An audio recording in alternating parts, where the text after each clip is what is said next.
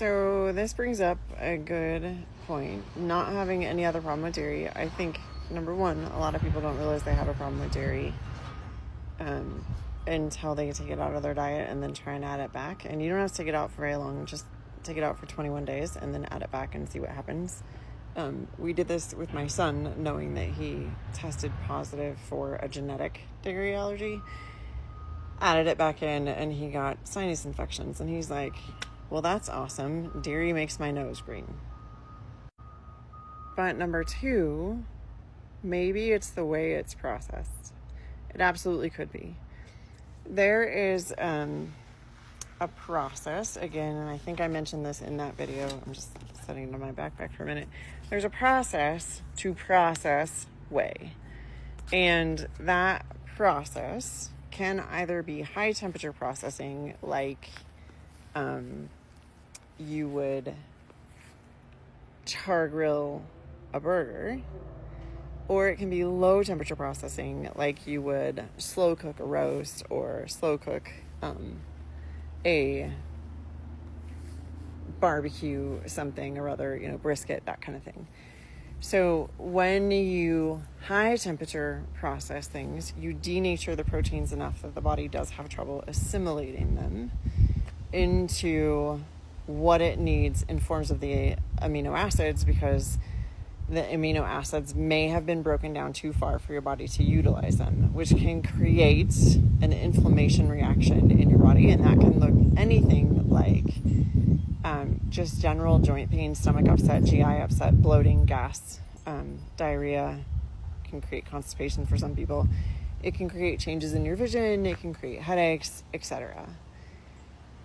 So when you low temperature process, the proteins are less denatured.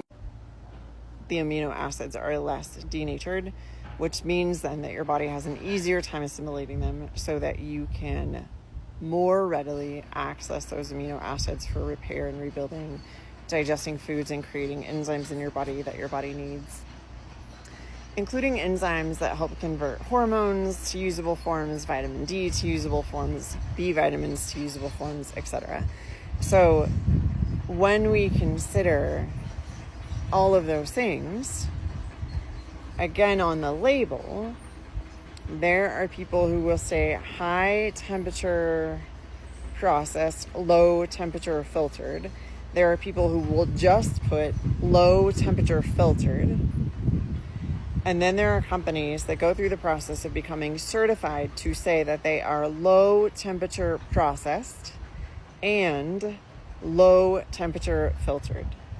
The difference there is similar, and this is probably going to sound crazy, but if you've ever had dehydrated apricots or dried apricots or dried tomatoes, there's a difference in the flavor in a sun-dried tomato, which takes longer to dry, than a tomato that was dried in a food dryer. There's a difference in the texture of an apricot that was dried in the sun versus an apricot dried in a food dryer.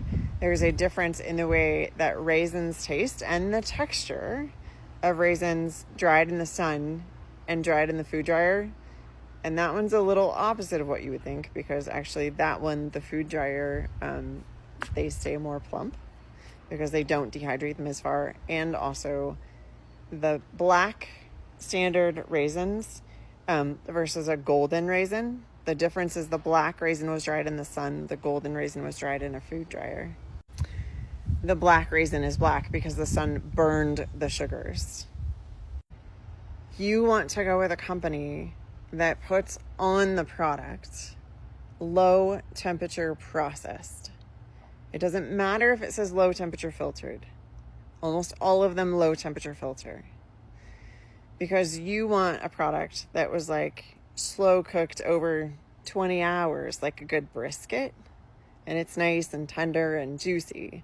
You don't want the product that was processed in an hour and everything was denatured to the point that you can't use it.